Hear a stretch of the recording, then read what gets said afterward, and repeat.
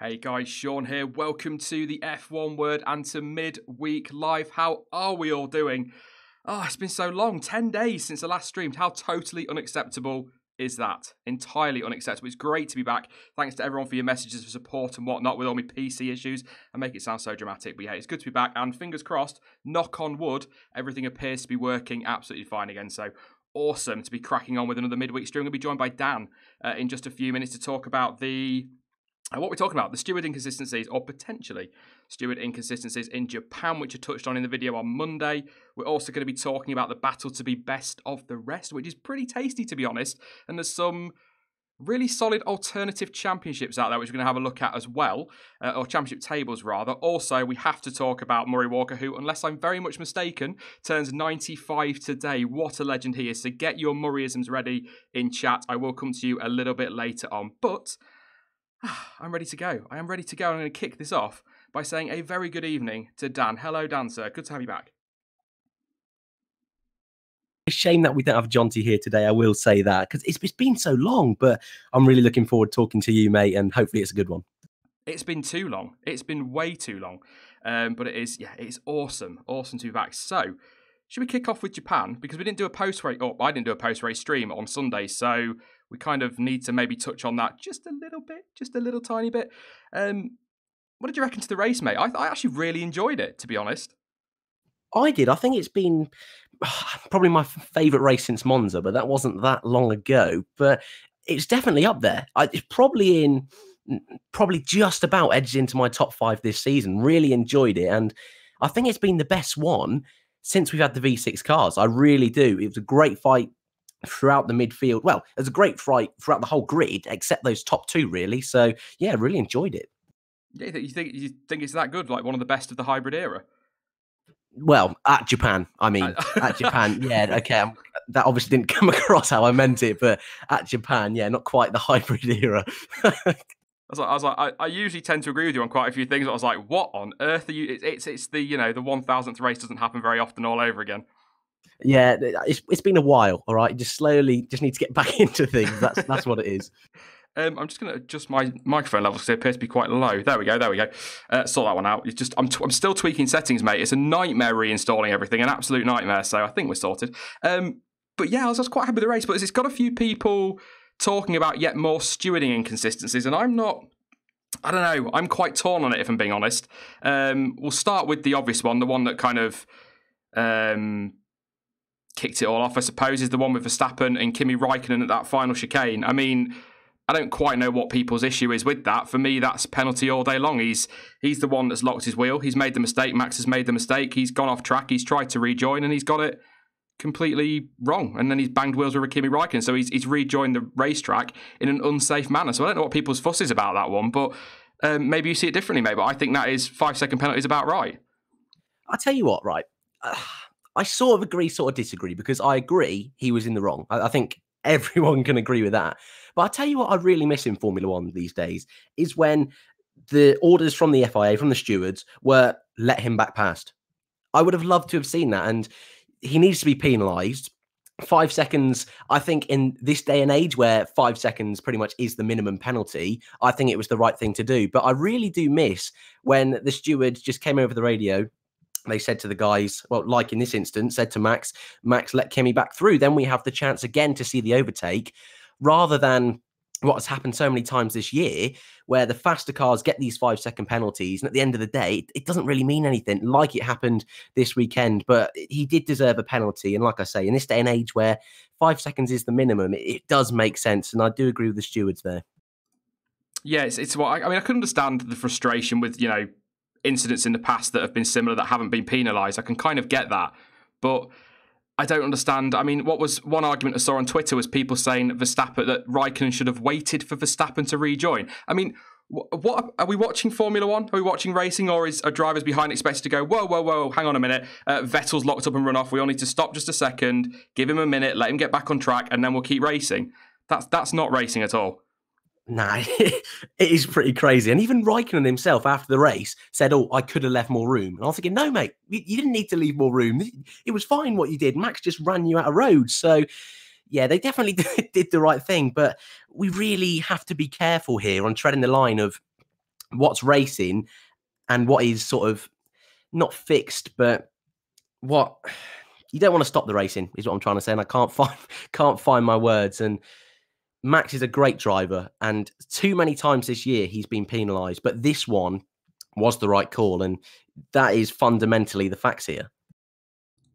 Yeah, agree. I mean, there's a lot of talk. I've just seen, where is it? Stephen in chat has just said same stewards at every Grand Prix. And that's something we've always talked about on this channel, because at the end of the day, the rules, we all want a black and white rule. We want that is causing a collision, that is rejoining unsafely, that is this, that is that. The penalty for that should be, whatever, 5 seconds. The problem is, no two accidents are ever the same. The stewards are never the same. So you're always going to get... It's like, I hate this analogy because I hate comparing F1 to football, but you can't have the same referee at every single football match. And if you do, then you'll get some sort of consistency. But if you get different referees, they're going to interpret tackles or whatever in a different way. And it's the same with Formula One. You know, if you have different stewards at every Grand Prix, they will look at an incident and go, I think that's a penalty. And then 2 weeks later, you'll get 5 different stewards who will go, no, it's not a penalty for me. So it's difficult to have black and white rules for Formula One and for any sport, really, because refereeing is, I guess in the way the rules are written in anything, are open to an individual's interpretation of them. Yeah, and in a way, when you say it like that, it's great that that's a thing. It's great to see that you never really know what's going to happen with these incidents. And it's nice having that bit of suspense rather than, you know, you see the incident and you instantly know what's going to happen. I love it when there's a bit of contact on track and there's those few laps where at the top of the screen it says under investigation, and that is great, especially if it's like, you know, your favorite driver. And, you know, liking Grosjean, that's come up a few times this year, but it's great because you have no idea what sort of penalty is going to come out. And then if it's a really harsh penalty, you get everyone on Twitter saying, oh my God, what have they done? And you get the other way around where incidents, people say, what on earth? I mean, like last year in Baku, when Vettel had a 10-second penalty for deliberately hitting Hamilton. Sorry, Vettel fans, for bringing that back up. But that's what makes sports great, and that's what makes Formula One great. So it's a very fine line indeed, but you can't regulate everything. And like I say, I'm quite partial to having stewards every different race. And I know you don't like using the football analogy, but I think you're bang on there. You can't have the same rules every weekend. It just gets boring, and it's not possible. Yes, same stewards every weekend. Yeah, I get what you're saying with that. It's absolutely individual interpret. I'm sat here now saying I think that's a slam dunk penalty for Verstappen, but I guarantee you people will talk to me afterwards on Twitter and go, I disagree, I think it wasn't, or in the comment section will say that. And I've always said this about the channel, that's fine. Different opinions is fine. Everybody will look at it and say, no, I don't think that was a penalty. And then somebody else will say, yes, it was. You know, this time absolutely was the right decision. But then we're going to come on now to Sebastian Vettel and the incident with Max Verstappen. You like the Ferraris this weekend, did Max? Or not so much, I suppose. But obviously the incident up at Spoon with Sebastian Vettel, no penalty for Vettel, which has also caused a bit of a stir. A few people think that should be at least a 5-second for Vettel. And it's something I don't entirely disagree with. It's an awkward one, this one. I understand what people are saying. I get that people are saying, you know, it should be a penalty for Vettel because he's hit Verstappen, but then I look at other incidents, say, I'm trying to think of an example now, I can't think of one, but an example where a driver has hit another driver and that the driver they've hit has continued in the race with no issue, and then they've ended up in a spin and it's compromised their race, that the stewards haven't given a penalty. So where do you stand on that one? I would say 70%, maybe 80% no penalty, but there's a little bit of me that thinks, well, maybe Seb was a little bit too ambitious with that one and probably should have got a slap on the wrist. I think no penalty. I think justice was served instantly with Seb going right to the back. And the benefit of hindsight is great. So at the end of the race, it wouldn't have made any difference. But in an ideal world, you don't want to see any penalties.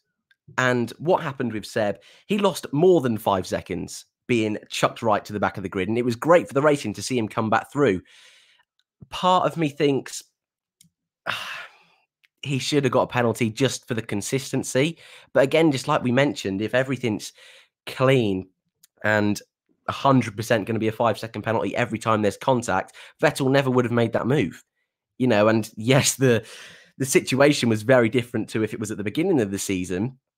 But for me, it's definitely not a penalty just because of what had happened. But like you mentioned, I'm really trying to think of an incident where a similar sort of thing happened. And off the top of my head, I can't quite think of anything, but I just can't see what good it would do for anyone giving him a penalty.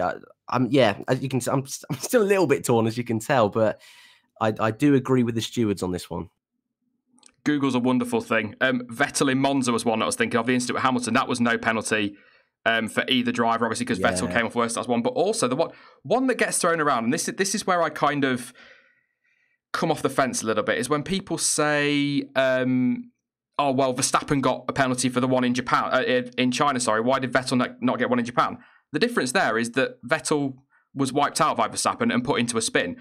I am almost certain that had Verstappen spun at Spoon, that was a mouthful, had he spun in that move that was made by Vettel, Vettel would have got a penalty. Yeah, I agree.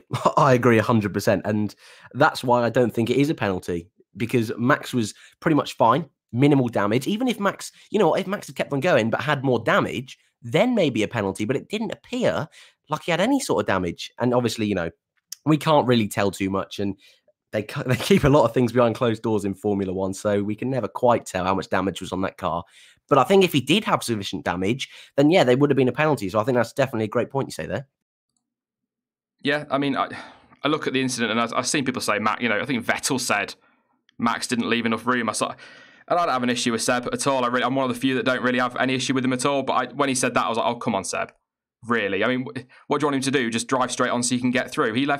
Verstappen left a car's width. It was not really any more than that, but it was a car's width. That's fine. He's left the space. And in that speed, correct me if I'm wrong, Dan, but at that speed around Spoon, whatever space Verstappen leaves, unless he drives straight on, that gap is always going to close. And Vettel should know that as a 4-time world champion who's been in the sport since 2007. Yeah, 100%. He should know. And he's the one who's always banging on about how Suzuka's his favourite circuit. So surely he should know how to take Spoon. And that Max was going to, I don't want to say close the door, because like you say, he did leave plenty of room. But at the same time, probably didn't expect that a 4-time world champion Sebastian Vettel was going to almost dive bomb him up the inside. I mean, and I'm just reiterating what everyone is saying. Why didn't he wait? Why didn't he wait till the straight, half the Spoon, the straight, the main straight? It was so peculiar. But I suppose when the world championship is on the line, causes drivers to do arguably silly things. So yeah, it's a very strange one. Yeah, I said that in a video on Monday that, he could have waited for the straight, he could have waited for a better overtaking opportunity, but he's at that point 50 points behind Lewis Hamilton. The Mercedes are cruising up front, and people are saying wait for the pit stop, but you wait for the pit stop. What if he doesn't know how long Verstappen's running? If an opportunity to overtake doesn't come, he could be sat behind Verstappen for a long time. Meanwhile, the Mercedes have disappeared and championship's gone. He's got title on the line. You kind of understand why he went for it. But I say title on the line, was it really? 50 points. I think Verstappen said himself, didn't he? Is it much of a fight? But, he's going to take those opportunities. He's going to have to go for the gaps if he wants to compete and win that world championship. And, it's gone now. I think it was gone anyway, but it's gone now. Hamilton needs 8 points between now and the end of the season, or to outscore Vettel by 8 points. It's over. But we might see the same in Austin. He might have to just go for a gap and try his best, because although I know the championship's not going to happen for him, but even with a slim chance, do you think he's still got to go for it? Yeah, and just going back to the incident as well, if we don't know, that could have been his only chance of an overtake. We've seen so many times this year, cars much quicker than the car in front. They get right up to the back of them, have one chance of an overtake, can't do it, then they're stuck behind them all race. That could have happened. So I'm trying to see it as both sides. I mean, I know it's a little bit different, but all the backlash that Bottas got all the way back in Bahrain for not overtaking Vettel on the final lap. I know it's different circumstances because that's for the win, but looking at it, this is for the championship. If in this race, Vettel did have a chance of getting that third place, which if he overtook Max, he probably could have got. And if he didn't make the move there and then, how much backlash would he got then? So it's a very fickle world, Formula One. But like you say, the championship now, it's not looking great for him. If he has to make a move in Austin, I think he's still got to go for it. I think for Ferrari, he's got to show them that he's still trying. He's made a lot of mistakes this year. He'll hold his hands up to that. And I think a lot of Ferrari fans and Vettel fans will as well. But he's got to keep trying. He's got to show that he still believes, because in Formula One, anything can happen. And I really do believe that. And part of me thinks I would love to see him claw it back. And I think we all would. It's very unrealistic, but like I say, you never know. So he's got to give it a go. I'm not too sure if he will. It is the only thing there. Even at the end of Suzuka, Ferrari had an option to make Kimi slow down, to let Vettel pass him. I know the gap was very big, but that option was there and they didn't take it. So it might even be that Ferrari have given up as well. So it's going to be a real interesting one going into the race, 100%. What do you think about that? What I would throw in there is that Ferrari can still win the Constructors. Yeah, that's a good point. You know, I know they get paid quite a bit of money either way, so whether the cash is really what they're looking at, but at the end of the day, the Drivers' Championship for me is gone. I think Hamilton has to retire from the last 4 races, which the only way that's going to happen is he loses his head and it all goes wrong. Mercedes suddenly have an engine that becomes the most unreliable on the grid, which we haven't seen for, 5 years now, so that's not going to happen. Or Ferrari get rid of Kimi Räikkönen early and hire Pastor Maldonado to wipe him out. That's the only thing. That's the only way this is going to turn. So that's done. But the Constructors' Championship, although the gap is quite big, 70-something points, I think, for 43 points for a 1-2 finish, a couple of good races for Ferrari with maybe a 1-2, say, in Austin. I don't think they will. I think that's a Mercedes track very much. But say they get a 1-2 in Austin, then a 1-2 in Brazil, and maybe Bottas has an engine failure at one track and Hamilton has a spin in the rain, which, whatever. I'm just trying to make up scenarios here. They could all of a sudden find themselves back in it. And that, the Constructors would be something for them. And that would maybe, I don't know, would they deserve that though, Ferrari? They've made a lot of mistakes this year strategically. I suppose if you win a championship, you deserve it because you've been the better driver or the better team over the course of a season, I suppose. But yeah. Yeah, I mean, I'm just trying to think, have they had any reliability issues this year? Because that's something they've been very, very good at. The strategy we all know isn't great, and some of the antics on the road aren't great. But the reliability of the Ferrari, for me, has seemed a little bit better than the Mercedes. So maybe they deserve it on that sort of standpoint. But yeah, I think Mercedes have been the better team this year. And I think, let's be honest, they'll probably just nip it. But like you say, these scenarios can happen in F1. They can happen. Even last year in Brazil, when Hamilton had won the championship, he made a mistake then. So under the pressures now, will he make mistakes? He's usually very good in the pressure. So it's going to be fun. It's definitely going to be fun. But my money's on Ferrari. My money is on Hamilton. Let's be honest. I'm still looking forward to the rest of the season. I know I see a lot of people on social media saying it's rubbish now and it's all over, but it's racing at the end of the day. But I do want to talk about this because I got a bit of criticism for not giving my opinion on the Magnussen Leclerc incident in Japan in the video on Monday. Well, that's because the bit of audio I'd recorded was about 10 minutes long and the video would have been like half an hour and I wasn't going to do that. And that was the one to take out because I knew we were doing the stream today, so it'd be an opportunity to do it. So, right, Charlie Whiting has said that it is impossible, quote, to say that Kevin Magnussen blocked Charles Leclerc. Now, first of all, that's rubbish. Of course he was blocking Charles Leclerc because Charles Leclerc was trying the overtake. And if a driver doesn't move to block, then what's the point in even racing? So, of course he went to block, so it's not impossible to say that. I think I understand what he's saying. But what's your take on that incident, Dan? Because this is one I'm really torn on, because we've seen a few of these this season. We saw it with Vettel and Hamilton in Russia, of course, and Vettel moved very late. We saw K-Mag himself really aggressive in Sochi. There was contact. He has moved very late. I don't care what anybody says. That is a very late move to defend. But was he within his rights to make that move, or should he have made it earlier, or maybe not at all, and maybe gone for a chance to come back at him at the end of the straight, or maybe later in the lap? He had no right to do that. I am very, very firm on that. Kevin Magnussen's antics on track wind me up something chronic. I will be 100% black and white with that. He really triggers me sometimes.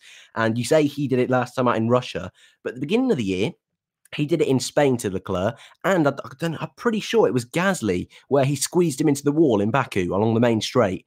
He does it all the time, but not only that, he gets away penalty free. I know this weekend he did end up DNFing, but I mean, in theory, if Leclerc hadn't slowed down on the straight, that could have been an incredible crash. I mean, great to watch, I'll throw that out there. But looking at it with a sensible head on, which I don't always do, but looking at it with a sensible head on, that is crazy to be moving last second like that, especially 2 races in a row. He did it last time out in Russia.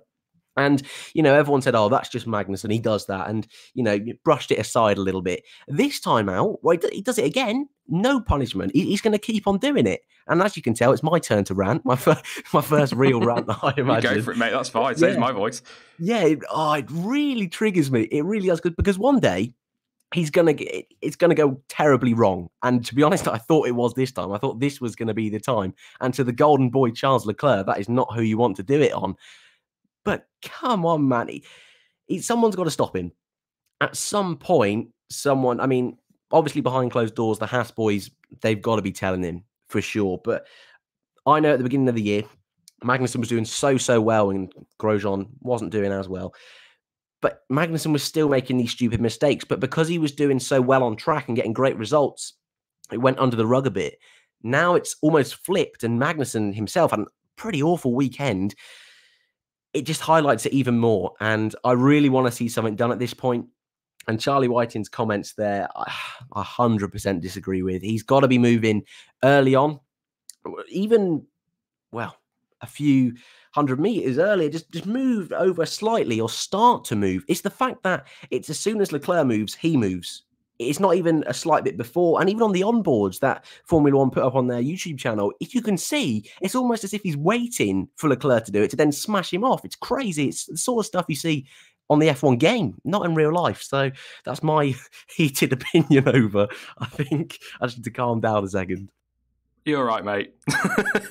Yeah, that was... I needed to get a lot off my chest there. It's all good. No. The Spain thing, I'm going to say this, and I wasn't going to, but I'm going to say it because I did my frustration with Kevin Magnussen's video many moons ago now, months ago, and I got so much stick because people were coming at me saying I know nothing about Formula One, which, believe me, is a regular thing in the comment section from morons who probably know nothing themselves. But the argument that was thrown about that was that Kevin Magnussen had come through a yellow flag zone, and by the time that Charles Leclerc had arrived there, the yellow flags were gone.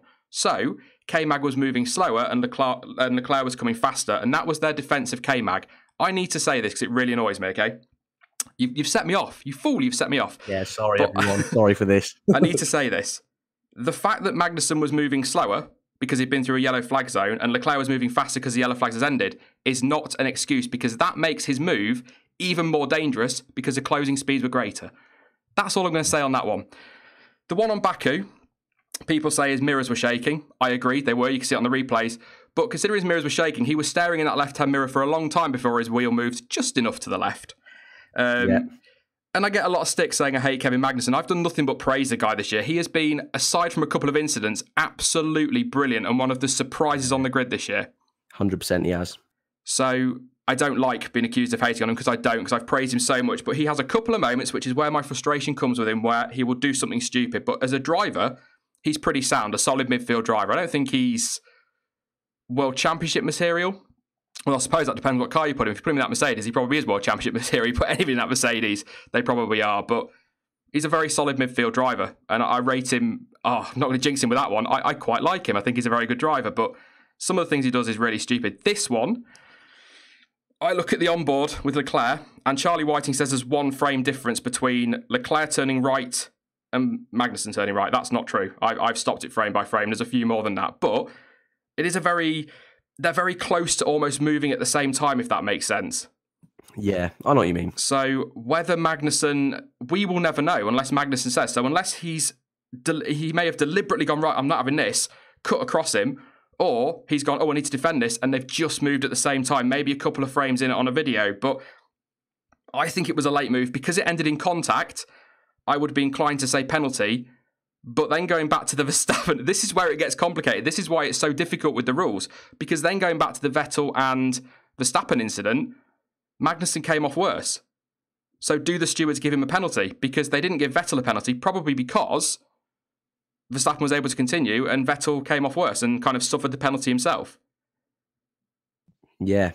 No, I see your point there as well. And like I said, I think because Magnussen DNF'd a few laps later, that's probably why it was just sort of left. But I would have been really interested to see if he'd have just continued to see what the stewards did. Because, correct me if I'm wrong, but did it even come up that it was under investigation during the race? I can't remember. I don't remember seeing it, to be honest. But it was about 7:30 in the morning. I had about 2 hours sleep, sorting my PC out, so I don't know. Yeah. So it's an interesting one. But like you say, I mean, as much as I dislike some of the things Magnussen does, he is a good driver. And obviously his intentions aren't to deliberately block someone to cause a crash, because he's fighting for these positions as well. And this weekend, he needs these points to get 7th in the Drivers' Championship, the best of the rest title. So it's obviously not like he's trying to do a bad thing. It's just on the TV, it doesn't look great. But he has had a really strong season. It would be a shame if he ruined it now. I'm going to leave it there because we need to move on to the next thing. But I do want to say this. Did you see his move around 130R? No. Oh, honestly, I hadn't seen it on the TV replays, and somebody pointed out to me in a comment section, I think, to the review video, and I went to see it because there's been no talk about it at all from the media. No, there hasn't, no. I watched that move. It is stunning around the outside of Charles Leclerc, and that is what Kevin Magnussen can do when he doesn't get a bit hot-headed. That was an incredible move around 130R, and I'm sorry, if that was Hamilton, if that was Vettel, if that was Verstappen, if that was Alonso, the whole F1 community would be, let's say, getting very excited about it and wouldn't stop talking about it for weeks. He deserves a lot of credit for that move. Yes, what he did on the straight, was a very late move, but at the end of the day, that move around 130R was incredible, especially, as you've already said, around the next shining star of Formula One, that is Charles Leclerc, so highly rated by so many, and Magnussen pulls a move like that. Didn't even leave the track on the exit either. Very impressive indeed. And it's like you say, it's things like that you don't get to see always, and the casual fan will never see. They will just see the bads there. So it's a shame, but I suppose we should move on before things get heated again. Yeah, definitely. I'll tell you what I'm going to do. No, I'm not. I'm going to do the midfield. I was going to do the Murray Walker. I was going to be really clever then and say that, seeing as we're halfway through the stream and there's halfway the stream to go, we'll go to Murray Walker, but I'll not. We'll do the midfield fight first, because that's got quite tasty. I know people prefer the championship, but in terms of the midfield all season, Dan, it has been so ridiculously close, and I have loved watching it, and it's been a brilliant part of the season, and it's hotted up even more, and it's insane. And I'm going to pop the tables on screen now. You'll see them in a few minutes, but essentially we've got 3 drivers: Sergio Perez, Kevin Magnussen, Nico Hülkenberg on 53 points. We've got Fernando Alonso on 50 points. How the hell he's still in that fight, I don't know. And you've got Esteban Ocon on 49, and Carlos Sainz is only 10 behind on 39. We've got 6 drivers going for best of the rest, or as I've put on that graphic there, the F1.5 Drivers' World Championship. It's so tight in that midfield, and that's what we want from Formula One up and down the grid. I don't think we'll ever see it, but that's what we want to see with 4 races to go in a season. Yeah, and it's been great as well. Every time it's been a boring race at the front. Even this weekend is pretty much a great example as well. We've had a fantastic fight in that midfield, without a doubt. And some of the stories within that midfield this year have been amazing. And it's really put a light on some of the younger drivers like Ocon, who a lot of casual fans, if the front teams were always fighting for the win, you'd never imagine, loads of casual fans would never heard of Ocon. But now, because he's performed so well this year, people are saying, why isn't he in F1 next year? Charles Leclerc. I mean, if he was in the Sauber of last year, a bit like Pascal Wehrlein, he would have just gone under the radar. So the fact that there's so many teams, so many drivers in this fight, it's fantastic. I'm disappointed you didn't mention Romain Grosjean in the fight for 7th place, especially because he's going to win this weekend in USA. But it's definitely going to be an interesting one. Are you drinking too much at uni? No, I'm certainly not. This is my honest opinion. Honest opinions is brilliant. No, Grosjean could climb up a little bit, but I you know what? I have no idea who's going to get it either, which I think is brilliant. It's unlikely that Alonso could do it, but if we have another race like Baku at the beginning of the year and we just have this crazy result, you never know. It just takes one of these guys to get a fluke 4th place, even a fluke podium, and it just completely changes all over again. You say Carlos Sainz, he's still in it, and he is. He only needs just a real fluky weekend where the front guys are taking each other out. There's problems for the Haas cars. And all of these drivers, as you can tell, I love it. I'm so excited. Who do you think is going to get it? Who do you think is going to get that 7th place? I don't know, because it's stupid. It is stupidly tight. I mean, Renault, for me, have dropped off quite a bit this last few races. Fernando Alonso came out to say today or yesterday and said he has no interest whatsoever in finishing 7th, which is just so Fernando Alonso, it's ridiculous. Which I can kind of understand. For a double world champion to go out in your final season in a team that said they were going to be challenging for podiums, fighting for 7th is probably going to be quite a kick in the nuts, really, for him. But I think Perez or K-Mag. I know Ocon's still in there, but Perez is consistent. We already know that. Kevin Magnussen's been really good this year. I would say out of all of them, I think Kevin Magnussen, in terms of the surprise performer of the year, deserves it in that respect. But in terms of consistency and what they've been through, you can't really take it away from one of the Force India drivers. I'd love to see Ocon do it, because I think it would just silence a few people that go, oh, he's never beaten a teammate. And it's like, nah, but if you look at all the retirements he's had versus his teammate, to still be within 4 points is pretty impressive. So I think Perez, but I'd be happy with either of the Force India boys to do it, given what they've been through this year. But at the same time, Magnussen, I don't have any dislike for any of those drivers, so I'd be quite happy for all of them to do it. But I want to put this up. I'm going to put it up now, Dan, so people will be weird now. But this is, you'll see it in a second on your screen. I should have sent it to you, really. But this is an alternative championship. This is how the championship would look with 4 races to go if we lost all the top 6 from Formula 1 this year. So they all went. Ferrari went off, Mercedes and Red Bull all decided to do lawnmower racing this year. This is what the championship, really, lawnmower racing, Sean? This is what the championship would look like. The things on the right are the wins, the second places, and the third places. That is what we'd be left with, mate, with 4 races to go. It's a beautiful looking table, isn't it? It really is. And it really highlights some of the drivers that have really gone under the radar this year. I mean, Nico Hülkenberg, for me, yes, he's been floating around that 7th place, but this table just sort of proves how well he's done. And in the second half, like you say, that Renault hasn't been fantastic, but sorry, I'm just looking at it for the first time now. So it's definitely an interesting one. And imagine if Formula One was like that. Can I just throw that out there? I mean, look at how many different people have had wins. I mean, people saying, oh, let's add another car to, the Ferraris and the Mercedes. Let's get rid of them. This isn't my actual opinion, but let's get rid of them. Let's chuck some more back marker teams, because this table is of a hell of a lot more interesting than the one we've got right now, for sure. And Grosjean, can we just point out here, Grosjean's got a win. That is beautiful. That is beautiful. That's my opinions on that. It looks, obviously, commercially, losing Mercedes, Ferrari, and Red Bull would be a disaster for Formula One. But in terms of a championship fight with 4 races to go, based on how the championship is now, which is whoever's fault it is, you can blame who you want. But that would be brilliant. So what's that? So that's what? 6 points between the top 2, so 6, 7, yeah. So there's absolutely stuff on it. Anyone down to maybe Alonso with an outside chance could still win the championship. Mathematically, I think maybe Grosjean could. Yeah, could. So you've got at least 4 drivers, probably 5 and possibly 6, going for the title with 4 races to go if those top 3 cars, those top 3 teams didn't exist. I don't want to lose any of those. They're big names in Formula One, and obviously if you lose them, then you lose your Vettels, your Verstappens, your Hamiltons, and your big name drivers like your Ricardos and your Bottases. So we don't want to see that, obviously, but that's the kind of title fight we want. So if Formula One can nail 2021, which I don't think they will, unfortunately, because they've got this habit of going, we're going to get it right, and then cocking it up completely. But if they nail 2021, we could end up with that. You throw Mercedes, Ferrari in there and Red Bull, and then, Hamilton 193 points, Vettel 187, Verstappen 186. Wow. Yes, please. Yeah. We've had 4 different winners this year. I know it's been a little bit manipulated by, team orders and things like that. But if Formula One, like you say, can nail this sort of formula in 2021, that would be beautiful. That would be the stuff of dreams. Like you said as well, they do have a little knack for messing it up a little bit, but I trust Liberty Media. For me, I've been really impressed with them. So hopefully, fingers crossed, they can sort it out. And that Constructors' Championship as well. Renault almost runaway leaders.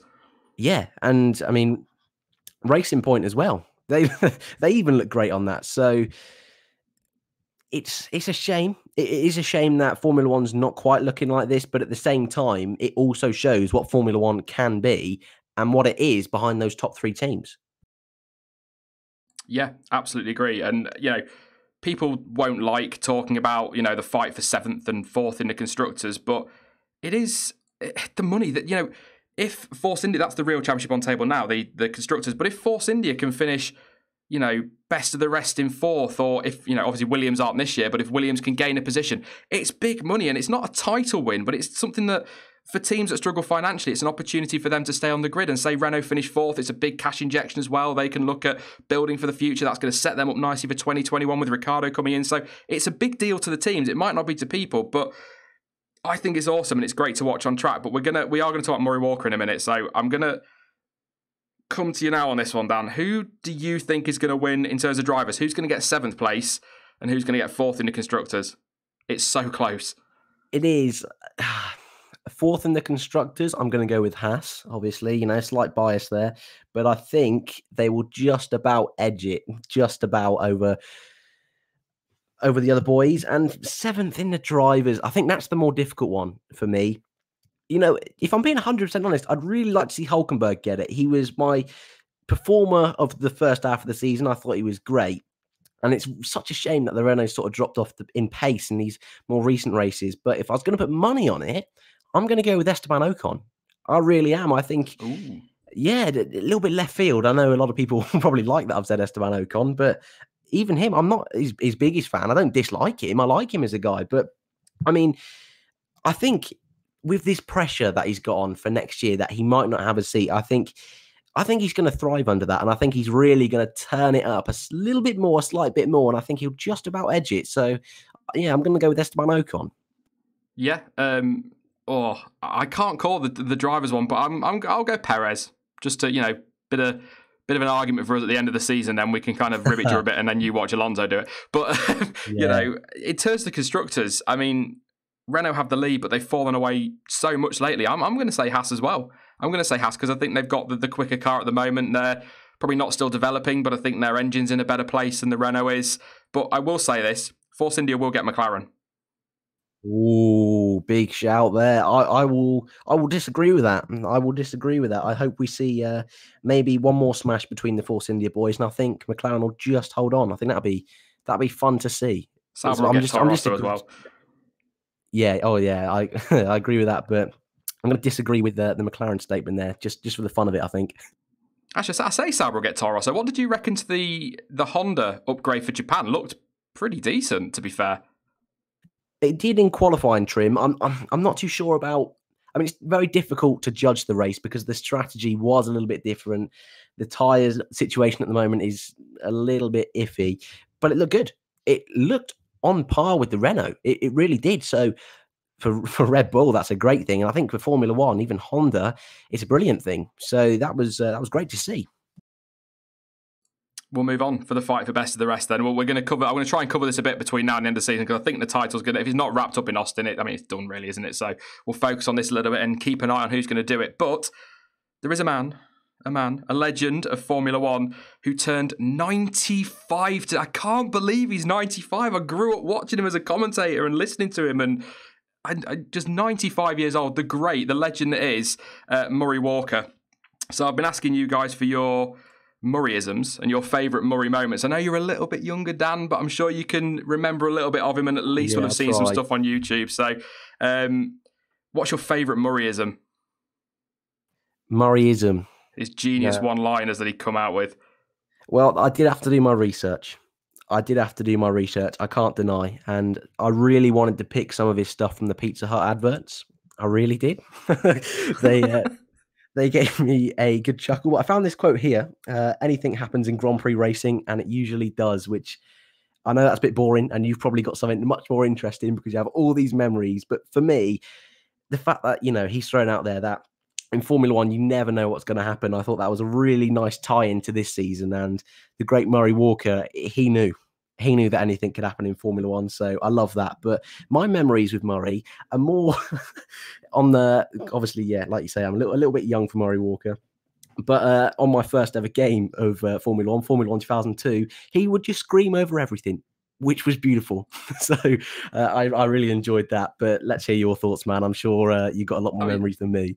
The best thing for me about the gaming side of Murray Walker was Martin Brundle. On some of the older games, Murray would be, that's Irvine, that's whoever. And then Murray Walker, and then Martin Brundle would just go, you're right there, Murray. And that's all you'd get from him. And it's like somebody said to Martin Brundle, could you just record a few lines? And he went, oh, that'll do. I can't be bothered to anymore. But I've got a couple. I've written some down. But one of my favourites is, if is Formula One spelled backwards. Now, the if is F1 spelled backwards, I can kind of get, and I know that is I think the quote itself that is most popular is, if is a very long word in Formula One. In fact, if is F1 spelled backwards. But in his latter days in commentary, he would say if is Formula One spelled backwards, and it really isn't. It really isn't. But that was a good one. But I'll give you my favourite in a minute. But I've got a few written down here. All right. Let me find the good ones. We've got a good one. So we now have exactly the same situation as we had at the start of the race, only exactly the opposite, which is a cracker. That would have been Senna's third win in a row if he'd won the two before. I mean, come on, how obvious can you get? One of my favourite moments of Murray as well is when he was interviewing Nigel Mansell and whacked him on the head with a microphone on one of Nigel Mansell's bumps on his head. Let's have a look. The lead car is unique except for the one behind, which is identical. Yeah, I saw that one. That was a good one.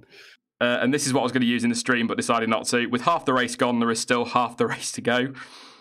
And there's no damage to the car except the car itself. Just classic Murray stuff. Yeah.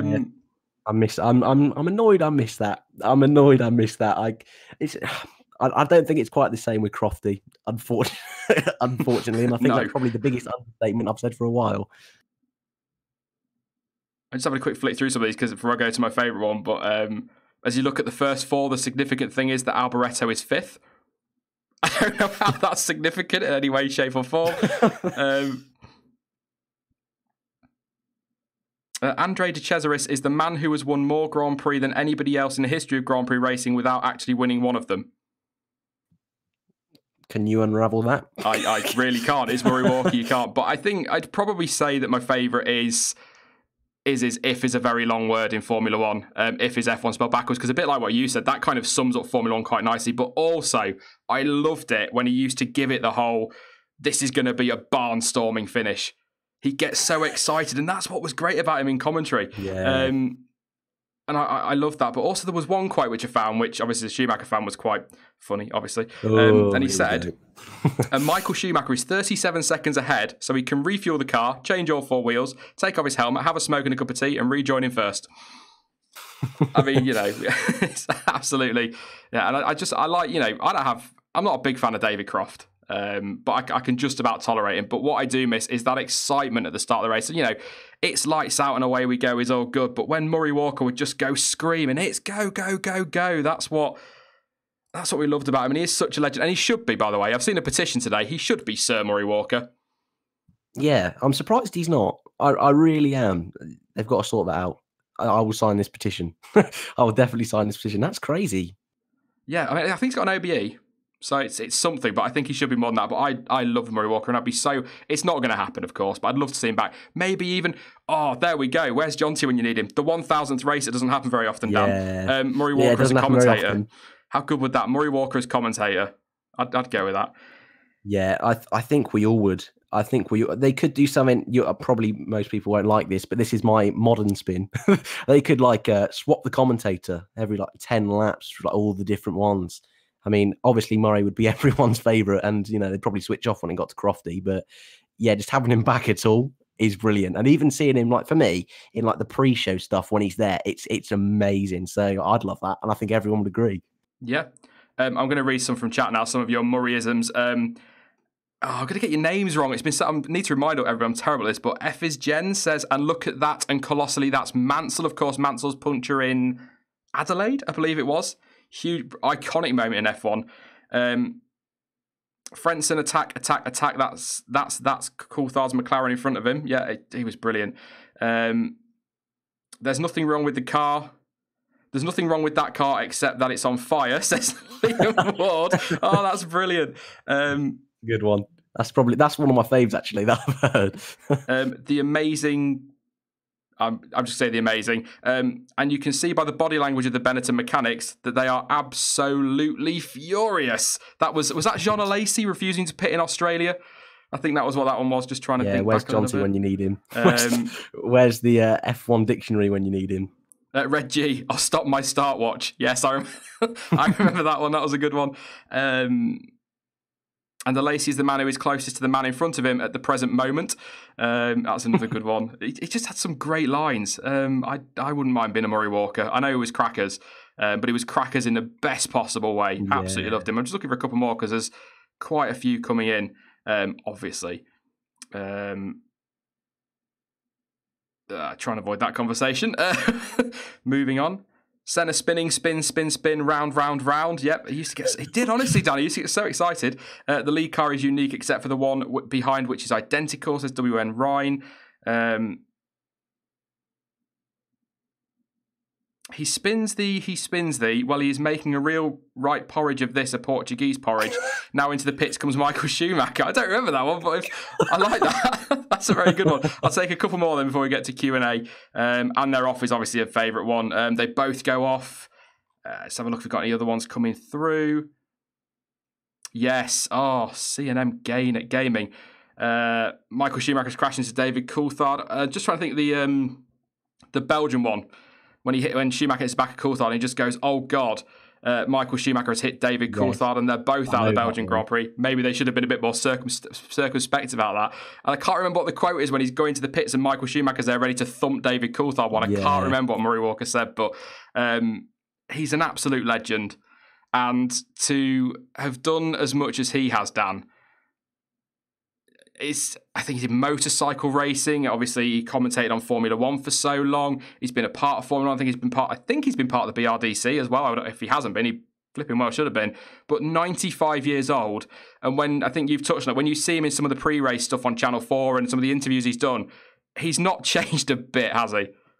No, and that's what's great for viewers like me who didn't have a chance to see him all those years ago. I don't mean to say you're old. I'm not throwing that Rude. out there. But yeah, a little bit. But it's great to see that he's still the same. And the snippets that we see, like the 98 Belgian Grand Prix you just said there, we see those sort of things and think, wow, imagine seeing that live. So to see him now, to see him the same Murray Walker, it's an incredible thing. And it would be great to see him back one day, just at least for a one-off or something. But he is loved so much, and it's so deserved. Oh, there's the one I was thinking of from Rico. I don't make mistakes. I make prophecies which immediately turn out to be wrong. I'm going to write that. That's mine. That happens here a lot with predictions. I'm just trying to think. I was just going to say then that one that I think Jonty would want me to mention this one, and it's one that we often giggle at when we hear it.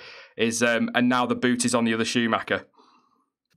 It's one of his good lines. I really enjoy that. But we're going to move on to Q&A because I don't want to overrun tonight because obviously the esports is on at 7. Are you watching tonight, mate? Are you interested in that?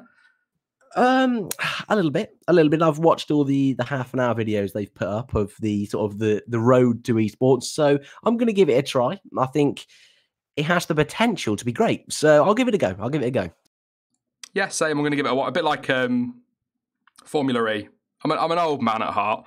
And I don't like change, but I'm willing to give it a go. See what it's like. To be fair, some of the Formula E, the esports I was watching last year, I was like, I'm not going to get into that. It's gaming. I'm not going to watch. And then I watched it and got hooked.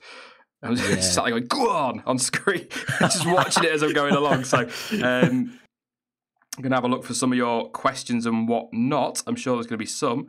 Who is better, Martin Brundle or James Hunt as a commentator, says Nation. I would say Martin Brundle, because he was a staple for me from sort of 96 onwards, I think he joined. No, 97 onwards he joined the commentary team on ITV. Obviously, James Hunt and co before that. But what was brilliant about James Hunt, if he wanted to swear on air, he would just swear on air. He wasn't bothered, and he was so dry with everything that he said. I did like James Hunt quite a lot, but I'd have to say Martin Brundle. I may be stretching you a little bit here, Dan, but... A little. I would go with James Hunt.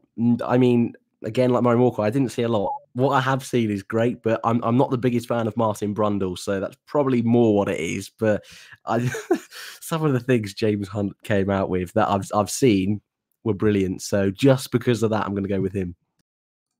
Yeah. Well, fair enough. I like Martin Brundle. I know he upsets a few people. Will Verstappen ever go to Ferrari, says Sebastian.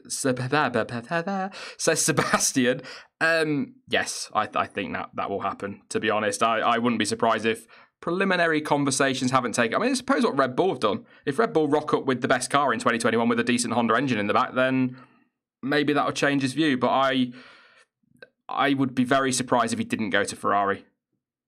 Yeah, I mean, it's not going to happen anytime soon, especially after this weekend. I imagine there's not many happy tifosi with Max. But yeah, I think eventually it's a drive that everyone wants to have. And I think many of us will agree that Verstappen is at least going to be in a fight for a championship one day. So he's going to be in and around that seat. It'll just depend on whether it's Ferrari or if it's one of the other big boys, like you say, like Red Bull, if he stays there, or Mercedes. But if I'd put money on it, I think I agree with you, actually. I think, yeah, he will be at Ferrari one day. Yeah. I still reckon Hamilton fancies a crack in that Ferrari, you know. Yeah, look, I agree. There's something that's making him stay. And he's mentioned many times it's not that 7 world titles. So it's interesting to see what it is. So that'd be fun. Playlist of VR says, who do you think will win the Formula 2 season? Russell, Albon or Norris? I'm going to have to say Russell. I think maybe not quite as dramatically as the F1 title, but I think that's pretty much done and dusted as well, isn't it? And well-deserved as well from George. Yeah, definitely. Norris has unfortunately slipped back a little bit, and Albon's been great this year, but I don't think he's got quite enough oomph to just snip that title away from Russell. But like you say, he's been great this year, thoroughly deserves it. Alex Albon as well. Such a surprise. I mean, I'm sure, maybe I'm wrong, correct me if I'm wrong, but at the start of the season, he didn't have a permanent race seat, did he? I don't think so. No, and last year he wasn't great at all. He was fine, but out of nowhere, it's been great. It's good to see. There's been some reports today, by the way, linking him with a seat at Toro Rosso next year. Ignore it. He's already confirmed at Formula E. I don't know who wrote those articles, but they got my backup this morning. You might have noticed on Twitter. But he is already going to Formula E. That was confirmed, and Helmut Marko had already said it wasn't happening. So as much as I'd love to see Alex Albon get a shot in F1, it's not happening. But on such a silly season, Oliver Kenworthy wants to know if there's any news on Ocon to Williams. I've heard nothing, Dan. I know they were in talks a couple of weeks ago. That's what was said. Back on this again, I mean, I don't want to say he's got to have a seat because not everyone is entitled to a seat in Formula One, but the way he's performed this year and the talent he's clearly got and the belief that Mercedes have in him, you'd think they'd do everything to get him in that Williams seat. Yeah, you would. And I can tell in your voice. So it's not like it is getting a bit tiring talking about Ocon, but we all know, we all want to see him. He all deserves it. Like the question says, have we seen any more news? Not really. It's more just been rumours, hasn't it? So let's pray. Let's all pray that he can get that seat because he deserves it. And like you say, I'm surprised Toto isn't throwing absolutely everything at getting him into that seat. It's crazy that he's not doing that. But then again, behind closed doors, he might very well be doing that. So unfortunately, we just got to wait and see. We really do. Yep, got a couple of contributions coming that I've not mentioned. The first one's from Morgan right at the start of the stream. Thank you very much for that one, mate. Appreciate it. It says, hello, hello there, Shrek here. Hello, Shrek. There you go. And Andras, I'm not going to even try and say Andreas. I'm not going to try and say last name, mate. I'm sorry. Also made a contribution. Thank you very much, mate. It says, what do you all think about the women-only series?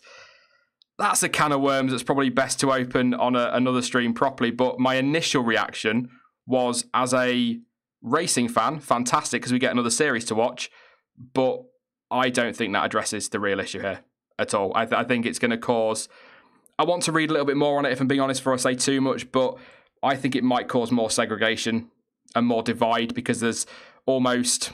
How can I word this without upsetting somebody? I don't think I can because I'm going to upset somebody, whatever I say, but I kind of feel like some people would view it as there's a place for women racers to go then, and that will mean that Formula One is cut off. But what I kind of think is it needs to be addressed at grassroots level, if that makes sense. Get Formula One into primary schools, try and get, and I hate saying female or woman racers. It's racing drivers. It doesn't matter what sex you are. What it comes down to at the end of the day, Dan, is the stopwatch or the checkbook. If you've got the cash behind you like a Lance Stroll, you're probably going to get a seat in Formula One. If you are a second quicker a lap than Lewis Hamilton, you are going to get a seat in Formula One, whether you are male or female. It doesn't bloody matter. And it's doing my head in all of this talk of some of the people on social media that are just attacking this idea.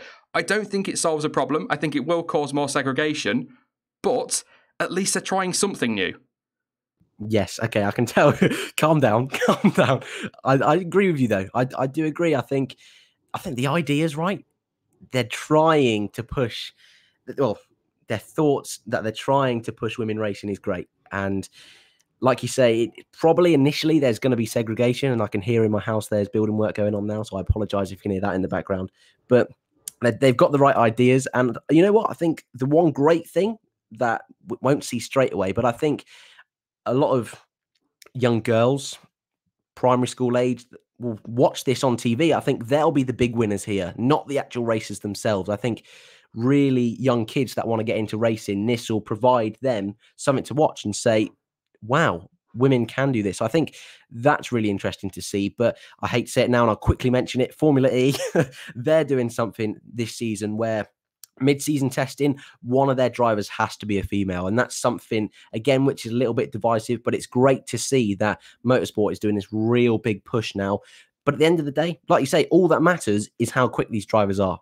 So that's the important thing here that we don't forget in all this. So it's an interesting one, but don't want to go into too much detail right now. So Formula E are saying that their testing has to include a female driver? Well, okay, so I'll quickly explain it. So Formula E have this sort of mid-season rookie test, and what they're doing this year is the teams are allowed 2 cars, but one of them has to be a female. And if they don't do that, they're only allowed 1 car. So it's beneficial to obviously have the 2, but it's a strange one. It is strange, but at least they're trying. So yeah, that's what they're doing there. So unpopular opinion, what they're basically saying is it doesn't matter if you're quick, just as long as we tick the box and get a female in there. Yeah, and they've said things like... I don't like that. Yeah, they've said things like there is an option for 2 drivers if you want, but it's almost too forced, I think, with that one, if I'm being totally honest. I think that's a better way to put it than I just did, yeah. I think that they're forcing it. They're just trying to say, you have to have a female racer in. Again, I hate saying female racer. It's racing drivers, but it's the only way to put it, really. You have to have one, otherwise you don't get to run a second car, is forcing the issue. And the issue isn't at Formula 1 level. Well, it is, but it's too late by then. It's too late, probably Formula 2 and GP3 as well. The issue is getting more girls at a younger age interested in motorsport. That's what it is. And not all it needs, but I saw so many chats saying that this is an imperfect solution, short-term solution to a long-term problem. That's exactly what it is. If F1 go in, get to grassroots, get people interested in the sport at a young age, boys and girls, then they're going to go off to their mum and dad and say, I want to try and have a go at go-karting. They're going to go and do that. Then the funding might turn up. The money they've put into the W Series could have gone into funding some really quick female racing drivers that could have got into GP3, Formula 2, and maybe one day Formula 1. But they've decided to make a series, which again, the system maybe some would argue was broken, so at least they're trying something different to maybe give these drivers the exposure. But I think that money could have been better spent. And I can't help but feel that, again, if you take it to grassroots, start there, then sort out the funding issue, it's going to be a better solution. Because at the minute, what you have is like a series where there's a load of drivers ready. So the W Series will be full of drivers who are getting the exposure. That doesn't mean they're going to get to Formula 1. Because it's not a feeder series. It doesn't guarantee anything. Whereas if they sort it out at grassroots, as I keep saying, and sort out the funding for these drivers, they could make it to Formula 1. And people forget we've got female drivers in GP3. I think Tatiana Calderon, is she still in GP3? I think so. And Sophia Flores is now in Formula 3, right? Yeah, I think so. Yeah, so they are there. And it's like, but it's back to that initial point I made. The stopwatch. That is all that should matter. Obviously, the checkbook will help, as we know in Formula 1, with male racing drivers. But at the end of the day, that's what should matter, the stopwatch. If you have 2, again, I hate the term, but if you have 2 female racing drivers, one is a second quicker than Lewis Hamilton, and one is 1.5 seconds quicker than Bottas, who are Mercedes put in those seats? I think it's obvious. Yeah. And that's where it should be. So we're going to leave it there because we're going to overrun, which I didn't want to do. But I just think, that's my take on it. If there's anything you want to add, Dan, feel it is a can of worms. It's an awkward one, and you're bound to upset somebody, whatever your opinion. But I don't think it's the right solution as of now. I think there are better ways to go about it. But again, at least they're trying something. Yeah, that's pretty much what it boils down to. I think there is some big benefits of this, and we can just focus on them, and it's brilliant. But there's also some real negatives, and even just mentioning there, Tatiana Calderon and Sophia Flores. If they go to this series, arguably that's a step back. And will that be seen as them snubbing it? It's very, very difficult for those sort of drivers as well. So, yeah, I don't want to go into too much detail right now, like you say, because we don't have all the details. We don't know everything. But initial thoughts, it's 50-50. I'm on the fence a little bit, which probably isn't the best thing to say in this day and age. But I really am. I can see the positives. I can see the negatives. Yeah, very much the same. I'm very much the same. And I will say this very quickly to end on. I will be watching it. Like I said, it's another racing series to watch. Oh, yeah. Yeah, exactly. So that's the benefit. So it's going to be fun, is what I will say. You know, the racing is going to be great. And at the end of the day, that's all we want. So that's a bonus. So brilliant. Yep, absolutely. We're going to leave it there, mate. I think the Formula E, stop it, the esports, they're totally different things. The esports kicks off in just a moment, mate. But thank you very much for joining me. It was a pleasure as always. Hopefully get you on again for next week and we'll come up with something to chat about then. I'm sure there'll be plenty by then as well on the build-up to the US Grand Prix. There's always plenty to talk about and I always love it here. Thanks for having me. No worries, mate. I'm sure I'll talk to you in a bit, but thank you very much for coming on. See ya. Bye, mate. Yep, thank you very much to Dan for popping along and giving me a hand with this stream. Very good to be back. Really, really enjoyed that, having a chat with you all. It's been so long. It's been way too long, but I am back now. Hopefully back to some sort of normality. Next video on the channel will be tomorrow, I believe, unless I fall out of my editing software again. I'm not sure whether it'll be a news roundup or whether it'll be the other video that I've got ready, but whichever one doesn't go up tomorrow will go up on Saturday. But there will be a video tomorrow. There will be a video on Saturday, and then we'll be live again once again on Sunday. And then, of course, it's all the build-up to the US Grand Prix. Don't forget, you can follow me over on social media. Links to Twitter, Instagram, Facebook, and to Discord are all in the description down below. But as ever, thank you for watching. I've been Sean. This has been the F1 Word. And until next time, goodbye.